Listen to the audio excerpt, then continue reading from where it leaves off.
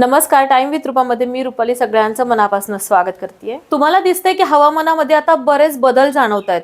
म्हणजे दिवसा गरम होतं आणि रात्री थंडी वाजते। तर अशा वातावरणामध्ये सर्दी आणि खोकला आपल्याला होतच असतो।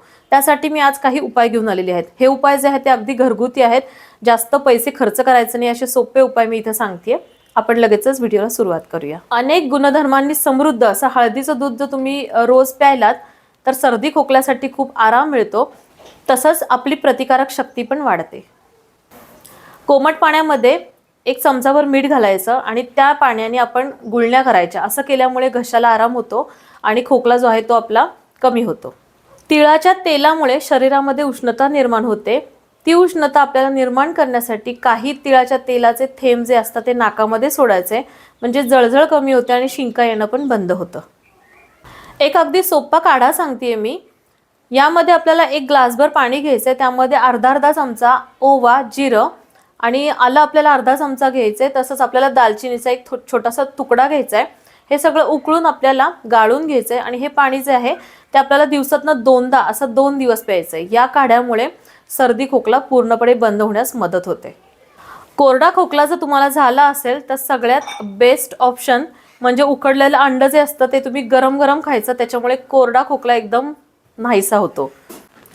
सर्दी खोकल्यामुळे कधी कधी श्वास घेणं फार अवघड होतं, तर तेव्हा गरम पाण्याची वाफ घेणं अतिशय उत्तम उपाय ठरेल। सर्दी खोकल्यामुळे नाक खूप जाम झालं असेल तर तवा गरम करायचा, त्याच्यावरती ज्वारीचं पीठ जे असतं ते अगदी थोडंसं भुरभुरायचं आणि नंतर आपण त्याची जी त्याच्यापासून जो धूर येईल तो धूर आपण श्वासावाटे घ्यायचा। असं केल्यामुळे नाक जे आहे ते एकदम व्यवस्थित मोकळं होतं। सर्दी खोकला असेल तर गरम पाणी सतत पिलं पाहिजे। असं केल्यामुळे पण सर्दी खोकला कमी होण्यास मदत होते।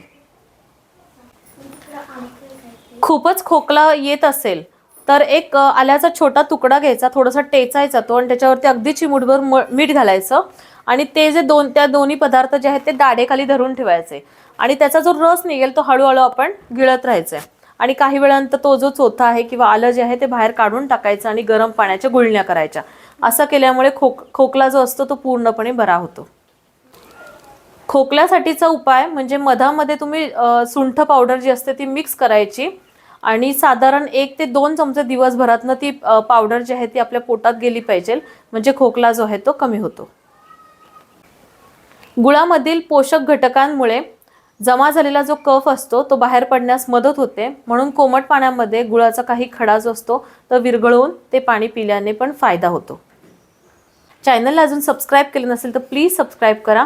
व्हिडिओ आवडला असेल तर लाईक करा। फ्रेंड्स फॅमिलीला तुम्ही हा व्हिडिओ शेअर करू शकता। भेटूया नवीन रेसिपी सोबत। धन्यवाद।